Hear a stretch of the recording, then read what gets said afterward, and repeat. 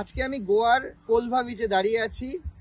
সবাইকে new year 2024 new ইয়ারের সবাইকে আমি শুভেচ্ছা জানাই গোয়া থেকে। তো আমি যেটা দেখছি ফেসবুক এবং বিভিন্ন সোশ্যাল মিডিয়াতে সবাই নিউ ইয়ারের রেজলিউশনের কথা বলছে, নিউ ইয়ারে পুরনো অভ্যাস ছেড়ে নতুন অভ্যাস কী করে গড়ে তুলবে তার কথা বলছে।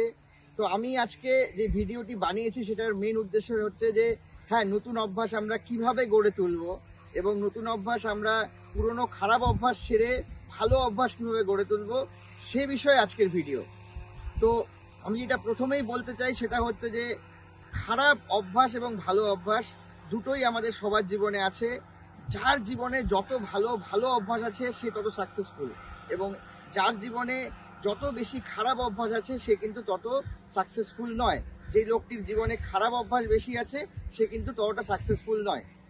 তো আমরা এটা দেখি যে আমাদের মোটামুটি আমরা সারাদিনে যেই কাজগুলো করি তার 50% কাজ আমরা কিন্তু অভ্যাসের দ্বারা করি।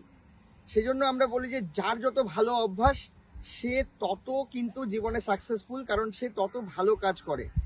যেই ব্যক্তিটি ছোট থেকে বা বড় হওয়ার পরে ভালো অভ্যাস গড়ে তুলেছে তার কিন্তু জীবনে ভালো সাকসেসফুল হওয়ার চান্স অনেক বেশি থাকে। এবার কথা হলো যে আমরা ভালো অভ্যাসগুলো কিভাবে গড়ে তুলবো এবং খারাপ অভ্যাসগুলো কিভাবে ত্যাগ করব।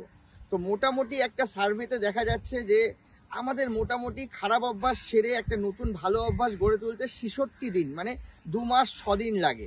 তো আমরা যদি খারাপ অভ্যাসগুলো ত্যাগ করে নতুন ভালো অভ্যাস করতে চাই তাহলে 66 ডেজ, মানে 66 দিন যদি আমরা সেটা প্র্যাকটিস করি, খারাপ অভ্যাস ত্যাগ করে ভালো অভ্যাস, তাহলে কিন্তু আমরা নতুন অভ্যাস আমাদের জীবনে গড়ে তুলতে পারবো।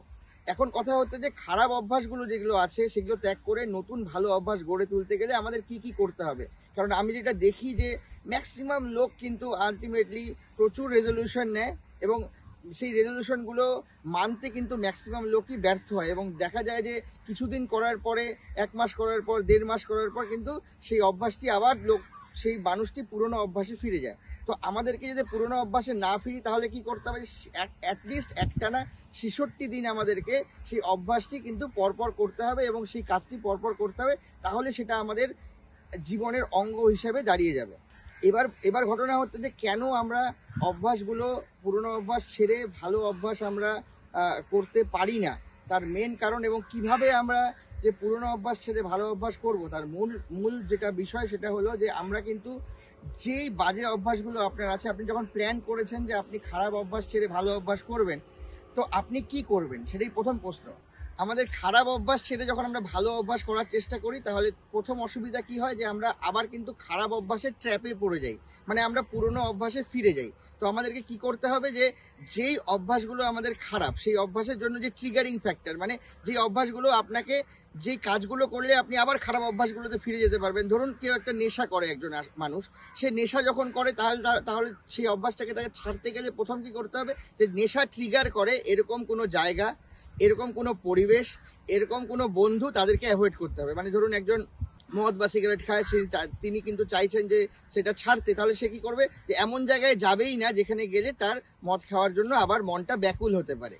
আর সেকেন্ড ফ্যাক্টর হচ্ছে, ধরুন একটা মানুষ যদি খারাপ অভ্যাস ছেড়ে ভালো অভ্যাস করতে চায় তাহলে কি হবে, শুরুতে একটু ফাঁকা ফাঁকা লাগবে, কারণ ওটা ওর জীবনের অভ্যাস হয়ে গেছে। তো তাহলে আমাদের কি করতে হবে যে একটা অভ্যাস ছেড়ে আরেকটা ভালো অভ্যাস আমাদেরকে ধরতে হবে, কাছাকাছি কিছু। ধরুন একজন মানুষ মোবাইলে আসক্ত, বা একজন ছেলে খুব মোবাইলে আসক্ত, একজন মেয়ে খুব মোবাইলে আসক্ত, সে চাইছে যে সেটা ছেড়ে সে একটা ভালো অভ্যাস গড়ে তুলবে, তাহলে কি করতে হবে, তাকে বই পড়তে হবে।